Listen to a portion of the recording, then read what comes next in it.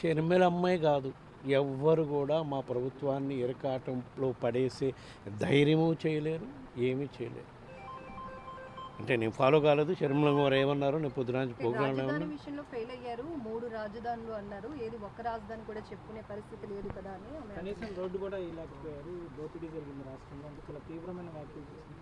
ఎక్కడ రోడ్లు వేయలేకపోయారు? రాష్ట్రంలో రోడ్లు ఎక్కడ వేయలేదు. మీరు రాష్ట్రంలోకి వచ్చింది ఇప్పుడు ఫస్ట్ టైం రాష్ట్రానికి ఇప్పుడు దాకా వచ్చారు. మొన్నటి దాకా వారు తెలంగాణ రాష్ట్రంలో తెలంగాణ ఆడబిడ్డనని చెప్పి ఎక్కడ పోరాటం చేస్తాను, ప్రజలకి అండగా నిలబడతానని చెప్పారు. రాష్ట్రానికి వచ్చింది ఈరోజే కదా. ఒకసారి చూసి మాట్లాడమనండి. రాష్ట్రంలో అభివృద్ధి జరిగిందా లేదా చూసి మాట్లాడండి. ఒక్క రోడ్లు బిల్డింగ్లు వేస్తేనే కాదు అభివృద్ధి. పేదలకి ఏ ఇబ్బందులు లేకుండా చేసుకోవడం కోసం ఎన్ని కార్యక్రమాలు చేశామో, అభివృద్ధి కార్యక్రమాలు ఎన్ని చేశామో, అభివృద్ధి కార్యక్రమాలు చేయకుండా 2014 నుంచి 19 వరకు ఈ రాష్ట్రాన్ని ఏ విధంగా దోచుకున్నాడో చంద్రబాబు నాయుడు ఆయన అడగమనండి. మేము అభివృద్ధి చేశాం, మీరు వస్తే చూపిస్తాం కూడా. రాష్ట్రంలో ఏ విధంగా అభివృద్ధి చేశాము, ఏ విధంగా ఆదాయ వనరులను పెంచడం కోసం రాష్ట్రంలో 10 ఫిషింగ్ హార్బర్స్ నిర్మిస్తున్నాం, 3 ప్రధాన పోర్ట్స్ను నిర్మిస్తున్నాం, ఇంటర్నేషనల్ ఎయిర్పోర్ట్ నిర్మాణం మొదలుపెట్టాం. ఇన్ని కార్యక్రమాలు చేస్తున్నాం. ఇవన్నీ చెప్పుకోవడానికి మేము సిద్ధంగా ఉన్నాం. కానీ మీరు ఈరోజే రాష్ట్రానికి వచ్చారు పక్క రాష్ట్రం నుంచి. అక్కడ ఎన్నికల్లో నిలబడలేకపోయారు, ఏ కారణం వల్ల విరమించుకోవడం జరిగింది. మీరు వచ్చారు, రండి. రాజకీయ పార్టీలు ఎన్నైనా రావచ్చు, పోరాటానికి మేము సిద్ధమే. కానీ ప్రజలు మాతో ఉన్నారు. మేము చేసిన అభివృద్ధి కార్యక్రమాలు ఎవరు చేయలేదని కూడా మేము ఛాలెంజ్గా చెప్పగలుగుతున్నాం.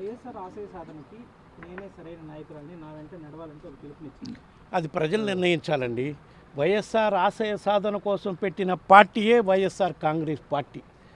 వైఎస్ఆర్ని కాంగ్రెస్ పార్టీ చేసిన ఘోరంగా ట్రీట్ చేసి ఆయన్ని షార్ట్షీట్లో ఆయన పేరు పెట్టారే, దానికోసం అదేవిధంగా రాజశేఖర రెడ్డి గారు కుమారుణ్ణి 16 నెలలు జైల్లో పెట్టారు. అది సేమ్ కాంగ్రెస్ పార్టీ గురించేనా నువ్వు మాట్లాడటం? ఈరోజు వైఎస్ రాజశేఖర రెడ్డి గారి పేరు షార్ట్షీట్లో పెట్టారని చెప్పి ఆ రోజు మన కుటుంబం కోసం 17 మంది ఎమ్మెల్యేలు రాజీనామా చేశారు. వాళ్ళకేం సమాధానం చెబుతావు నువ్వు? సేమ్ కాంగ్రెస్ పార్టీలో పోయి అడ్డగోలుగా ఈ రాష్ట్రాన్ని ఆంధ్రప్రదేశ్ కంబైన్డ్ స్టేట్ని మన మనోభావాలు దెబ్బతింటున్నా కూడా పట్టించుకోకుండా విడగొట్టిన సోనియా గాంధీ కాంగ్రెస్ పార్టీలోకి పోయా నువ్వు మాట్లాడేది?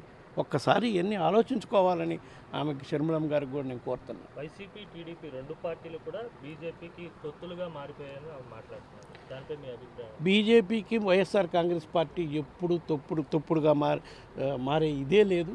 మేము రాష్ట్ర ప్రయోజనాల కోసం ఏ మేరకు అవసరమైతే ఆ మేరకు కేంద్ర ప్రభుత్వంలో ఈ పార్టీ కాదు ఏ పార్టీ ఉన్నా కూడా కేంద్ర ప్రభుత్వం సఖ్యతగా ఉంటామని మా పార్టీ అధ్యక్షుడు జగన్మోహన్ రెడ్డి గారు వివిధ సందర్భాల్లో కూడా చెప్పడం జరిగింది. పార్లమెంట్లో కానివ్వండి, బయట కానివ్వండి. ఎందుకు మద్దతు ఇస్తున్నామంటే మన రాష్ట్ర ప్రయోజనాలు కాపాడుకోవటం కోసం. మనకి రాజధానికి సంబంధించిన ఇష్యూస్ ఉన్నాయి, ఇంకా అభివృద్ధి కార్యక్రమాలకు సంబంధించిన పోర్టుల అభివృద్ధి కార్యక్రమాలకు సంబంధించిన నిధులు తెచ్చుకోవాల్సిన అవసరం ఉంది.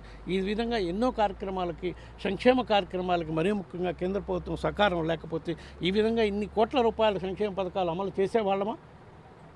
వీటి కోసమే మేము కాంప్రమైజ్ అయ్యాం. కానీ పార్టీ సిద్ధాంతాల కోసం రాష్ట్ర ప్రయోజనాలను ఎక్కడా తాకట్టు పెట్టలేదు మేము కానీ, మా పార్టీ అధ్యక్షుడు కానీ, మా ప్రభుత్వం కానీ. అట్ ద సేమ్ టైం రాష్ట్రాన్ని అప్పులు గొప్పగా మార్చారనే మాట కూడా మాట్లాడుతూ ఉన్నారు. చంద్రబాబు నాయుడు గారు 2014 నుంచి 19 దాకా ఎంత అప్పు చేశారు?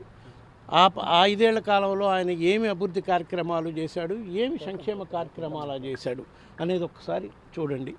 మా ప్రభుత్వం వచ్చినాక ఈ 5 సంవత్సరాల్లో 2019 నుంచి 24 వరకు ఎన్ని కోట్ల రూపాయల అప్పులు మేము చేసాం, అందులో ఎన్ని కోట్ల రూపాయలు ప్రజలకు మేలు చేయటం కోసం సంక్షేమ పథకాల రూపంలో ఇచ్చామో ఆ లెక్కలు చూపిస్తాం. మేము సిద్ధంగా ఉన్నాం.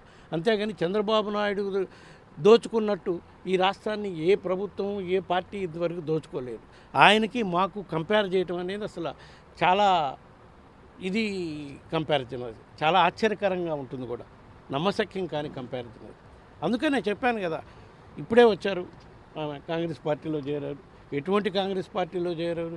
వైఎస్ఆర్ రాజశేఖర రెడ్డి గారిని ఏ విధంగా అవమానపరిచారు, ఏ విధంగా రాజశేఖర రెడ్డి గారు చనిపోయినాక ఆ కుటుంబాన్ని ఏ విధంగా అవమానం పరిచారు, ఇవన్నీ చేసిన కాంగ్రెస్ పార్టీలో ఫైన్, రాజకీయంగా మీ నిర్ణయం తీసుకున్నారు.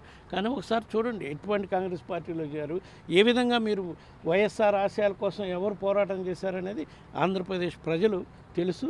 వాళ్ళు సరైన సమాధానం కూడా చెప్తారు. ఇస్తే మేము చూపిస్తాం, పక్క రాష్ట్రం వాళ్ళకి ఏం తెలుస్తుంది అనే రకంగా మాట్లాడారు. నేను దాన్ని ఏ విధంగా చూడాలి?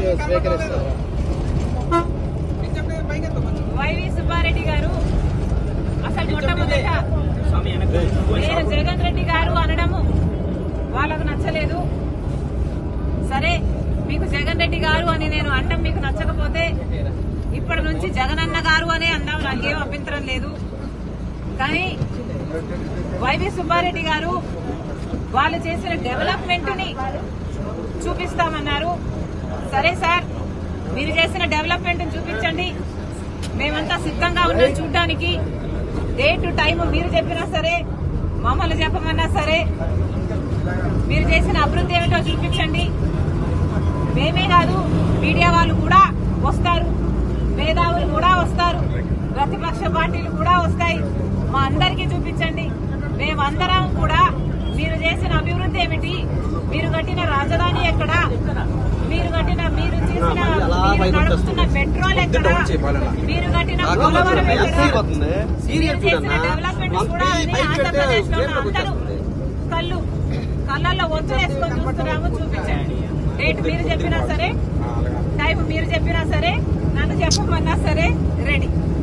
రేపు ఈ నెల 27వ తారీఖున జరగబోవు ఎన్నికల ప్రచార కార్యక్రమంలో భాగంగా గౌరవ ముఖ్యమంత్రి జగన్మోహన్ రెడ్డి గారు, మా పార్టీ అధ్యక్షులు ఎన్నికల శంఖారావం పూరించేదానికి ఉత్తరాంధ్ర జిల్లా నుంచి ఈ నెల 27వ తారీఖున ప్రారంభించడానికి నిర్ణయించడం జరిగింది.